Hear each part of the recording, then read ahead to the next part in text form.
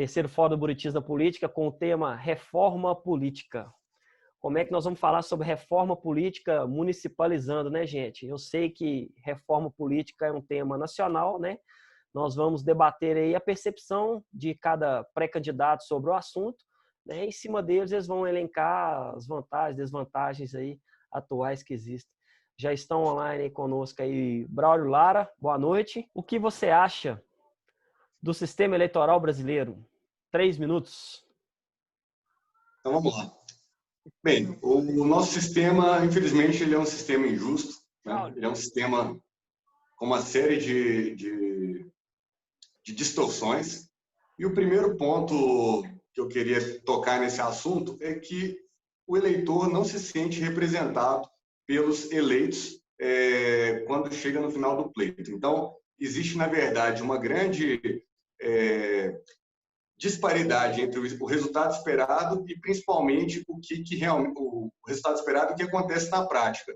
Isso por quê? Porque o nosso sistema de votação é o sistema proporcional, né? É o sistema onde o partido tem uma relevância maior do que o próprio candidato, mas não é a forma com a qual o eleitor percebe isso, né?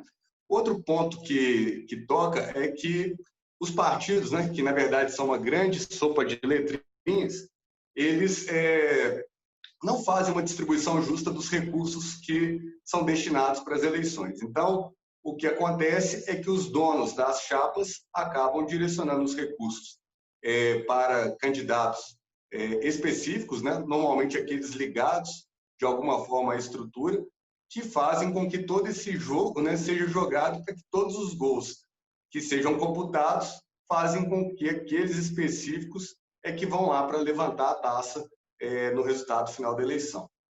E um terceiro ponto também que eu acho complicado do nosso sistema é que a grande quantidade de partidos, né, gera uma grande pulverização.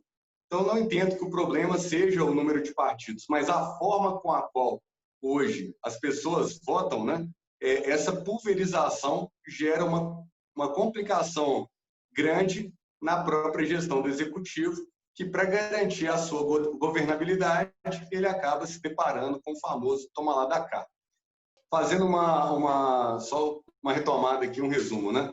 A gente vê que essa famosa governabilidade, né, que é o que a gente vê aí acontecendo, que acaba gerando toma lá da cá, cria uma outra situação indesejável, que são as pessoas, na verdade, tomando decisões totalmente fora do contexto que realmente a população deseja. Então, esses são problemas que o nosso sistema político hoje traz, né? E para a gente corrigir isso, vai ser necessário uma grande reforma eleitoral. Sei que isso aí não é um escopo específico municipal, mas acaba afligindo todo mundo e eu espero que um dia nós, brasileiros, consigamos ver uma restauração política real para que esses problemas, né, não sejam o motivo para que as pessoas, ainda assim, sejam mal representadas ou, pelo menos, sintam-se mal representadas.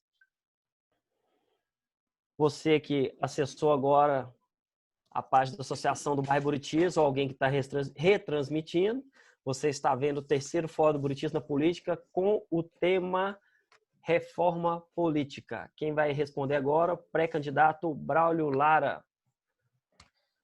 Braulio, qual a sua opinião sobre o fundão eleitoral e o fundo partidário? E essa conta deve ser atribuída ao contribuinte? 3 minutos. Bem, eu sou totalmente contra o fundão e essa ilusão de que esses recursos públicos acabam gerando democracia nas eleições, na verdade, é completamente o oposto, porque a gente vê dinheiro concentrado na mão de donos de partidos que vão direcionar esse recurso para preservar aqueles que os interessam dentro das suas carreiras de poder. Então, eu vejo, e a minha percepção, assim como do próprio Partido Novo, que é o partido do qual eu participo, que é totalmente contra o fundão e o fundo partidário, né, é que o eleitor, o cidadão, ele é que tem que ter autonomia de direcionar o dinheiro dele para onde ele quiser. Obviamente que essas verbas bilionárias, né, de fundão, etc., poderiam estar indo para a educação, para a saúde, para o saneamento, mas eles são utilizados para serem torrados em campanhas eleitorais que servem a quem? Aos donos do poder. Então, ao invés de a gente ter um imposto cada vez mais alto para custear a campanha de político e de partido, né? Por que não a gente mesmo se associar a pessoas, a bandeiras, a partidos que representam os nossos ideais, que representam as nossas vontades, para aí sim eu ir lá e participar como um membro filiado, né? Os clubes de futebol, por exemplo, tem o Galo na veia, tem o do Cruzeiro lá, o sócio-torcedor do Cruzeiro. Basicamente, esse é o movimento que deveria existir na política. Você pagar e patrocinar aqueles candidatos, partidos que você acredita neles. E não você ser compulsoriamente convidado a pagar essa conta para ser dividido por um critério que atualmente é a proporção de parlamentares na Câmara Federal, né? E aí, o que acontece, por exemplo, se você não gosta do PT, você está patrocinando as campanhas eleitorais do PT. Se você não gosta do PSL, você está patrocinando as campanhas eleitorais do PSL. Por que você não pode pegar o seu dinheiro e aplicar ele no partido que você quer? Então, o fundão eleitoral, o fundão partidário, ele só gera distorção e o Partido Novo é 100% contra esses recursos, assim como não recebe nenhum real de dinheiro público. E a grande mobilização dos pré-candidatos é justamente buscar esses apoiadores, as pessoas que vão se engajar nessa missão da transformação. E aí sim a gente vê engajamento, a gente vê pessoas unidas em torno da proposta de uma forma muito mais sadia. É ilusão ficar falando que fundão gera democracia justa, porque não gera. Fórum Buritis na Política com o tema Reforma Política. Quem vai responder agora é o Braulio Lara. Braulio, qual que é a sua opinião sobre reeleição? 3 minutos. Bem, eu acredito que a reeleição ela pode ser salutar, considerando que uma pessoa que está fazendo um bom mandato, né, ter a oportunidade de continuar o trabalho, chancelado, obviamente, pelo povo, né, pelo desejo popular manifestado na eleição. Mas, por outro lado, não é bem-vindo a gente ter aí políticos que se perpetuam no posto, né? Você vê aí casos de vereadores que estão há 4 mandatos, há 5 mandatos, deputados, e isso é indesejável. Eu acredito que o político, né, ele tem que ascender na profissão e passando... aliás, nem é profissão, né? Eu acredito que ele está, num determinado momento, prestando um serviço à coletividade, mas ele precisa de caminhar adiante e não de estacionar numa zona de conforto.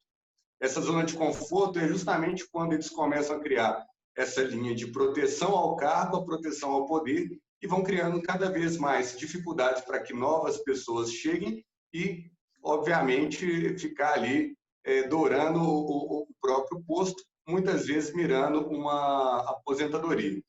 Agora, na questão especificamente de avançar na carreira, o Partido Novo, por exemplo, ele já limita que cada um dos seus eleitos, né, podem ir para uma reeleição apenas ou tem que ir para disputar um outro posto.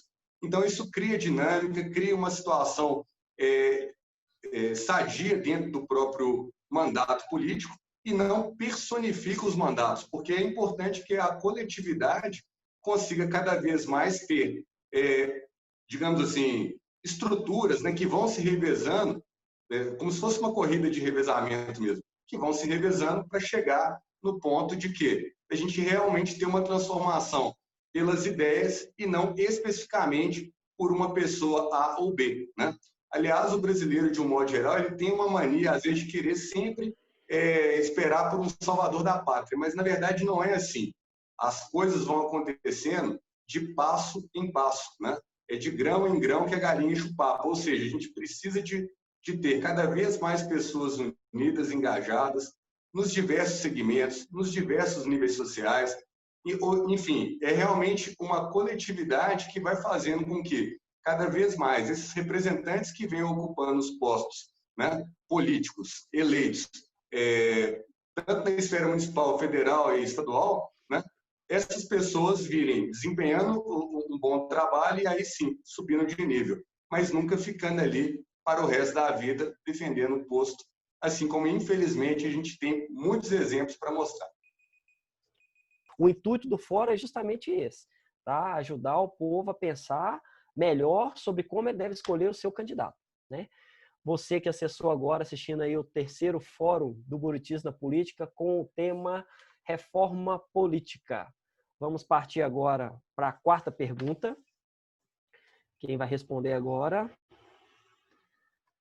Braulio Lara. Braulio, na sua opinião, políticos que fossem disputar o pleito deveriam renunciar a seus mandatos por ocasião das eleições? 3 minutos. Eu acredito que teria que ter uma regra para resolver uma outra situação que existe no ambiente político, que é o fato das pessoas que sequer integralizaram metade dos seus mandatos já começam a ir para essas eleições, né, que acontecem, que as municipais se intercalam com as estaduais e federais. Então, o que acontece? O político que tem um mandato hoje de deputado, por exemplo, ele pode vir para participar de uma campanha eleitoral de prefeito e se ele perder, não há nenhum problema, ele simplesmente volta ao posto que ele estava antes e continua o seu mandato. Então, o que acontece? Os partidos, né, os próprios candidatos em si, eles acabam utilizando dessa situação, dessa formatação, para ficar de 2 em 2 anos dando uma recarga publicitária dentro dos holofotes eleitorais, né? E simplesmente por estar lá e não o engajamento real, por exemplo, com a própria comunidade, com a própria cidade. Então, eu acredito que isso é muito ruim. Então, uma linha de raciocínio seria que as pessoas que, porventura, não tiverem completado metade do mandato têm que se renunciar para disputar a eleição. Agora, no caso de uma pessoa que está concluindo um mandato que vai para uma reeleição, até para ter uma coerência com o que a gente acabou de falar na pergunta anterior, né? Aí sim, não haveria problema dela participar novamente. O fato é que, gente, tudo isso mostra uma série de distorções que existem no nosso sistema político e muito se fala por democracia, dessa possibilidade dos novatos entrarem, mas imagina você, por exemplo, disputando uma eleição com uma pessoa que tem um cargo, um deputado, por exemplo, que tem aquele monte de assessor, gabinetes extremamente cheios, com vários cabos eleitorais prontos para trabalhar, com verba pública. Vai chegando perto do período de eleição, a política parece que para, né? Todo mundo se desmobiliza, ao invés de estar trabalhando ali em prol do bem comum, vem para a mobilização de uma nova eleição que está acontecendo praticamente de 2 em 2 anos. Então, o custo disso fica muito alto. O custo da ineficiência do sistema, o custo da própria eleição em si. Então, quando a gente fala que é necessária uma reforma política, tem que repensar. Quem sabe um dia os mandatos vão ser pareados para a gente ter a população sendo chamada para uma eleição de 4 em 4 anos, ou igual tem discussões para passar para 5 em 5 anos, enfim. O fato é que, do jeito que está hoje, a gente tem cada vez mais a percepção de que aqueles que querem o sistema assim são aqueles que votam para como deve ficar o sistema, ou seja, estão sempre legislando em causa própria e isso gera uma distorção absurda. Então, você quer renovação, mas você nunca vai conseguir obtê-la na realidade. Obrigado, Braulio, pelas suas considerações. Para as suas conclusões finais agora, Braulio Lara, 3 minutos, Braulio. Bem, eu quero agradecer a todo mundo, agradecer a Associação do Bairro Buritis, Rômulo pela condução, os debatedores, o Pablo Mendonça, e foi muito interessante o tema de hoje, porque ele é um tema que não é especificamente municipal, mas atinge todos os municípios do Brasil. E a gente sabe que a reforma política é necessária, mas hoje as pessoas que teoricamente iriam pautar essa reforma política, né, elas não têm o interesse real disso acontecer. Então, eu sonho que um dia, quem sabe, a gente vai ver um plebiscito para as pessoas chegarem e votarem no formato ideal desse sistema político, é a questão do voto distrital ou voto distrital misto, para aproximar o eleito da população. Enfim, temos várias saídas. A questão-chave é que hoje quem toma a conta do galinheiro é a raposa. Então, é muito ficar achando que vai dar tudo certo. Então, eu escolhi o Partido Novo, é o meu partido, é um partido que tem compromisso com a racionalização dos gastos, ele é contra os privilégios, ele é contra o desperdício do dinheiro público, ele é totalmente contra o fundo eleitoral e o fundo partidário, então não utiliza recurso público justamente para ser um partido onde o que vale são as ideias, os valores, os princípios. Todos os pré-candidatos passaram por processo seletivo e hoje eu tenho confiança de que todos aqueles que estão representando a bandeira do Partido Novo são pessoas qualificadas e capacitadas para exercer a função. Qualificadas e capacitadas não significa gênero nem classe social. São pessoas que realmente querem a transformação. Então, o que eu gostaria é que, até parafraseando o colega anterior, que é não reeleger ninguém, mas eu diria mais, é de não votar em partidos que não têm programa, partidos desconhecidos que só servem ali para compor um ambiente político como se fossem partidos de aluguel, né, que é o que acontecia antigamente. E aí, se a gente quer uma transformação, a gente precisa apostar no novo. Obrigado, Braulio, pelas suas considerações finais. Vou acrescentar um pouquinho aqui para finalizar. Primeiramente, agradecer você, Sargento Mendonça, Pablo Figueiredo, Braulio Lara, por abraçar o Irlan, que está ausente hoje por motivo de trabalho, por abraçar o projeto da Associação do Bairro Buritis, né, confiar na associação e estar participando aí ao vivo, colocando seus pontos de vista, as suas ideias, para que o pessoal de casa, o eleitor, aquele que tem todo o poder nas mãos, né? Porque quem tem o poder nas mãos é o povo, ele tem o poder da caneta, o poder do voto.